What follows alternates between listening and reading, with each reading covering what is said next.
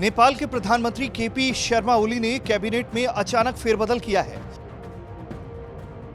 और फेरबदल भी ऐसा कि जिसने चीनी कुनबे में तहलका मचा दिया। नेपाल के प्रधानमंत्री केपी शर्मा ने देश के उप प्रधानमंत्री ईश्वर पोखरेल से रक्षा मंत्रालय का कार्यभार वापस ले लिया है। इस मामले के जानकार लोगों ने बताया कि माना जा रहा है कि यह कदम पड़ोसी देश भारत के साथ संबंधों को पटरी पर लाने की कोशिश के तहत उठाया गया है,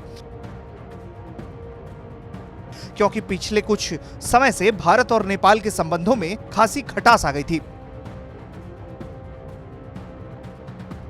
अब ईश्वर पोखरेल की जगह प्रधानमंत्री ओली खुद इस मंत्रालय की जिम्मेदारी संभालेंगे। यह कदम ऐसे समय पर उठाया गया जब 3 नवंबर को भारतीय सेना के प्रमुख जनरल एमएम नरवणे नेपाल के दौरे पर जाने वाले हैं। पोखरेल को प्रधानमंत्री कार्यालय से जोड़ा गया है। नेपाली मीडिया ने कहा है कि इसका मतलब यह है कि वो बिना किसी पोर्टफोलियो वाले मंत्री बने रहेंगे। इस साल मई में जनरल नरवणे ने तिब्बत में कैलाश मानसरोवर जाने वाले तीर्थयात्रियों के लिए लिपुलेख तक बनाई जाने वाली सड़क पर नेपाल की तीखी प्रतिक्रिया में चीन की भूमिका की ओर संकेत दिया था। उस समय ईश्वर पोखरेल ने दशकों से भारतीय सेना के अभिन्न अंग गोरखा सैनिकों को भड़काने की कोशिश की थी।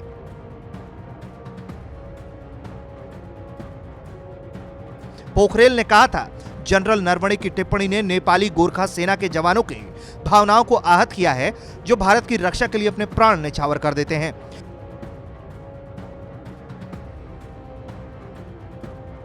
उन्होंने यह दावा किया था कि भारतीय सेना में शामिल गोरखा सैनिक जनरल नरवणे की टिप्पणी के बाद अपने वरिष्ठों का सम्मान नहीं करेंगे।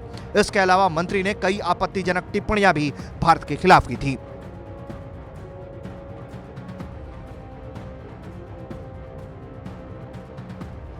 वहीं दूसरी तरफ बताया जा रहा है कि जनरल नरवणे नवंबर के पहले सप्ताह में नेपाल जाएंगे। उनका यह दौरा 3 दिन का होगा।